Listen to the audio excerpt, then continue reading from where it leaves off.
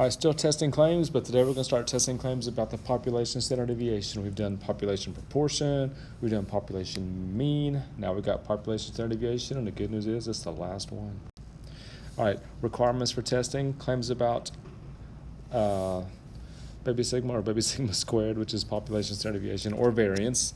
Don't forget what the letters stand for. N is your sample size always. Lowercase s is your sample standard deviation. S squared is your variance, which we're not going to talk a whole lot about.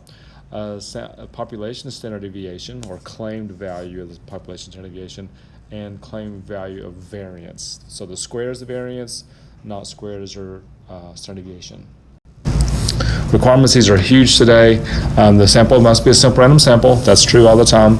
Number two, the population has a normal distribution. Now, this is much stricter with testing claims with standard deviations more so than with the mean. So we got to really make sure it's from a normal distribution. Chi-square is what we're going to use when you test standard deviation for the population, and we've done this formula once before. It's also on your formula page. This is chi-square, remember, and the sample size minus 1, or degrees of freedom, times your sample standard deviation squared over your population standard deviation squared, or you could say your variance and your variance. All right, the p-values and critical values. We're going to use, it says use technology or table A4. Obviously, you know which one we're using. We're using technology. Critical values, use table A4. We're using technology for that too. In either case, you've got to know what your degrees of freedom are. Always n minus 1 until later on.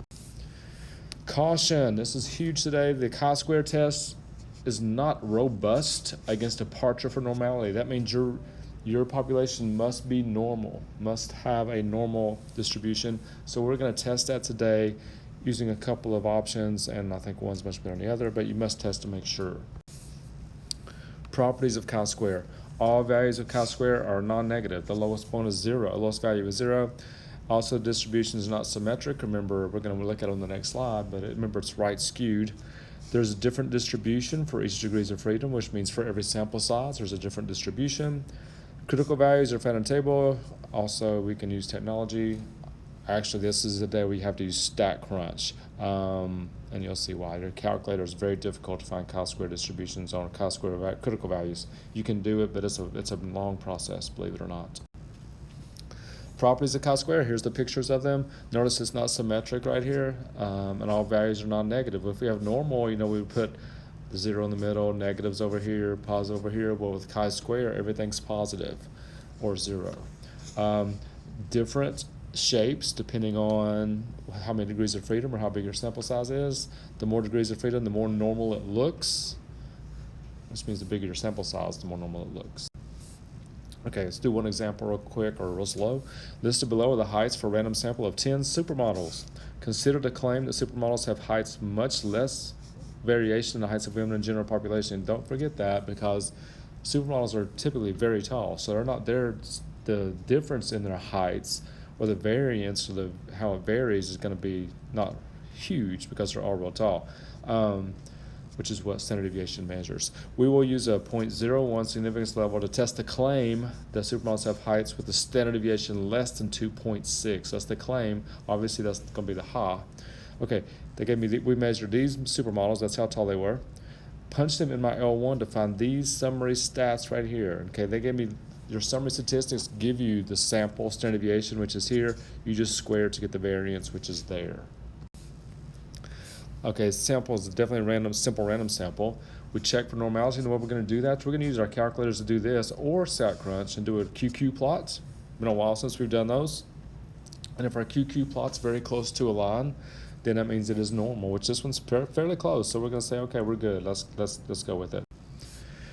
All right, the claim is that the standard deviation is less than 2.6. If the claim is false, we're going to go, okay, it's greater than or equal to 2.6. So the ho is 2.6. The ha, less than 2.6, and that's the claim, remember.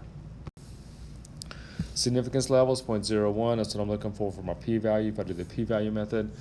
Because the claim is made about standard deviation, we use chi-square. So here's my test stat for chi-square. I worked out the whole formula. I got this right here for my chi-square, 0.852.